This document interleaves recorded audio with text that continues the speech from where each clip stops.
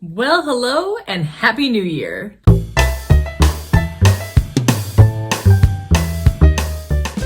I'm Meg, and you've stumbled into Meg Recruits. Not sure how you got here? Me either, but I'm glad you're here. It's our first episode of the new year. Our first episode ever, actually. But I'm glad you're here. I've got a ton of fun planned, so let's get started with Our Job of the Week!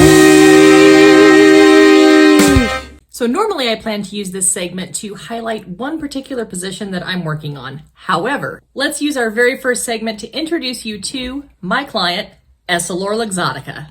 Who is EssilorLuxottica, you ask? You know them much better than you think you do. If you've ever purchased a pair of Oakley glasses, and maybe you got those from a Sunglass Hut, or possibly you got your vision checked at LensCrafters.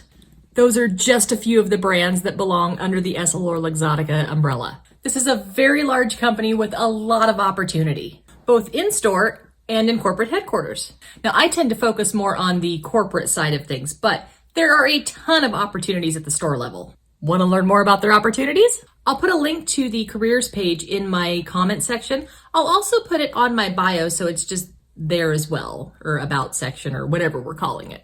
Once you get onto the page, you can search by location, you can search by brand, you can search by job type, you can search pretty much however you want to search. And if you see something you like, go ahead and apply directly. All right, enough about work stuff. So I'd like to introduce you to my office assistant. He's absolutely lovely and he brings up morale in the office so high.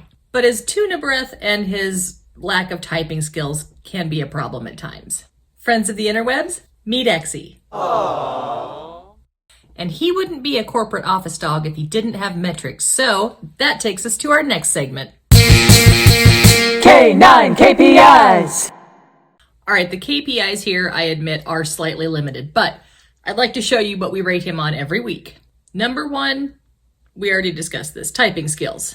I'll give him a 1 out of 10 for that one. Number two, self-motivation.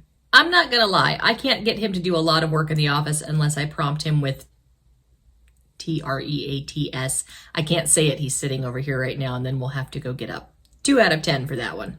Number three, office morale. This week he did extra good by jumping on one of my Zoom calls for a holiday party. So we're gonna give him 115 out of 10 for a grand total of, thanks for the effort this week, Exie.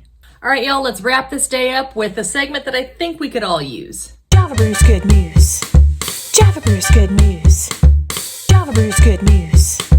Java Brew's good news.